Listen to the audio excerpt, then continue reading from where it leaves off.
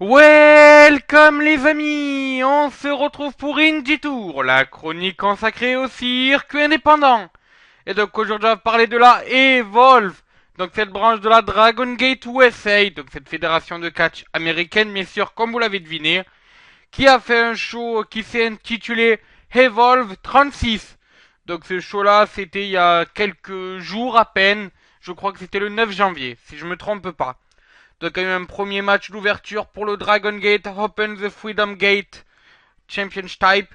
Et c'est Joey Gargano qui a battu Shane Strickland.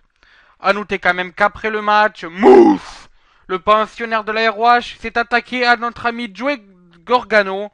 Il est accompagné des Bravados Boys.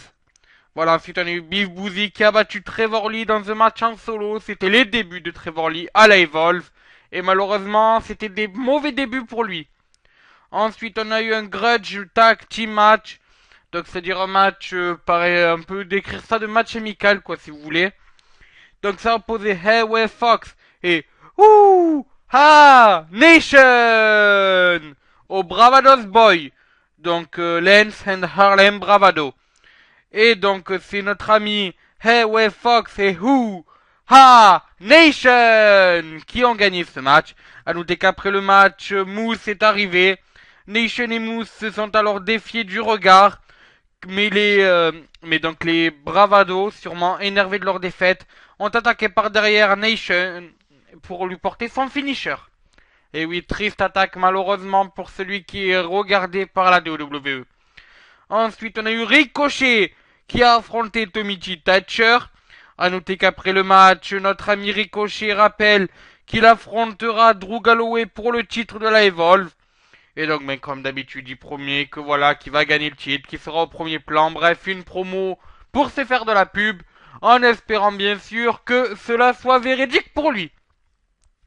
Ensuite, on a eu Rich Swanron qui a battu Anthony Nese. Donc une victoire assez facile. C'était un one-man match de 10 minutes. Voilà. Alors ensuite, on a eu enfin un grudge match, c'est-à-dire encore une fois un match amical où le titre n'était pas en jeu, entre l'actuel champion de la Evolve, Drew Galloway, et Roderick Strong.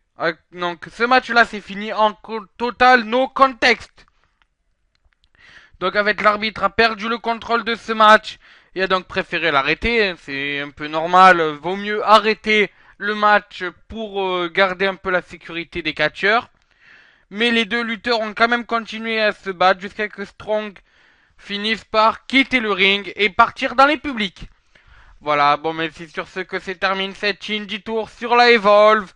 Donc sur le programme de la semaine, vous retrouverez bien sûr demain un autre show sur la Evolve.